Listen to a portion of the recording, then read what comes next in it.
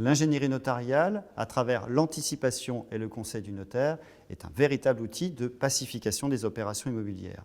Éclairage sur les travaux de la première commission du 118e Congrès des notaires.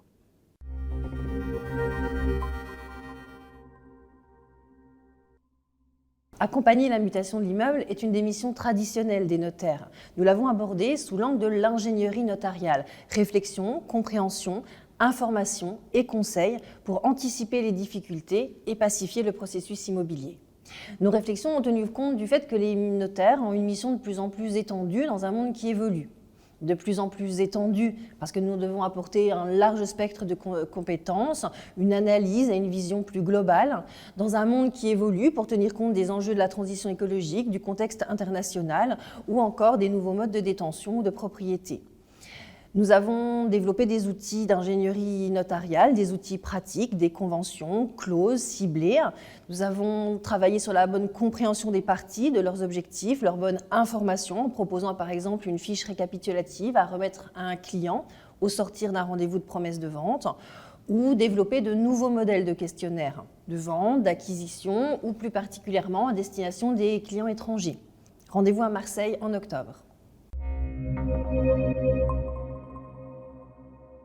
Alors, s'agissant des modalités de formation du contrat de vente, rappelons tout d'abord qu'en droit français, les contrats sont par principe consensuels et se forment par le seul échange de consentement, quelles qu'en soient les modalités d'extériorisation.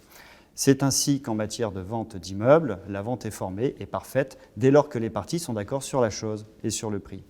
Ce principe souffre quelques exceptions.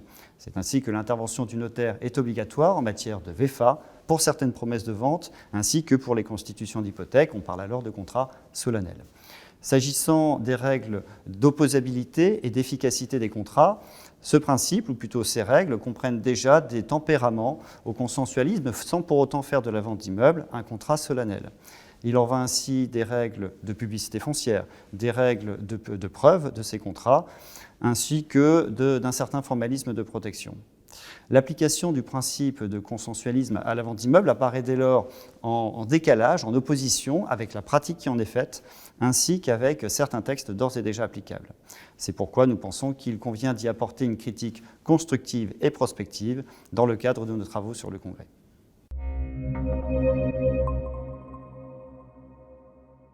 La qualification des parties est impérative au regard des notions de professionnel et de non professionnel. Cette notion fondamentale affecte les droits et les obligations de chaque contractant, mais aussi la formation même du contrat. En ce qui concerne le vendeur, c'est son obligation de garantie qui est définie par cette notion. En ce qui concerne l'acquéreur, c'est l'application d'un statut protecteur d'ordre public qui est en jeu.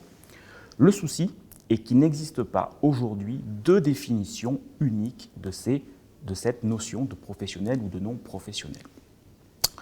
En ce qui concerne le vendeur, on a pu voir ces dernières années un élargissement de la notion de vendeur professionnel établie par la jurisprudence de la Cour de cassation. En ce qui concerne l'acquéreur, c'est une double qualification qui peut être prise soit au titre du droit de l'immobilier, soit au titre du droit de la consommation. Dès lors, n'est-il pas intéressant de proposer une définition unique du professionnel d'un côté et du non-professionnel de l'autre, voire de s'interroger sur la création d'un statut de consommateur immobilier ?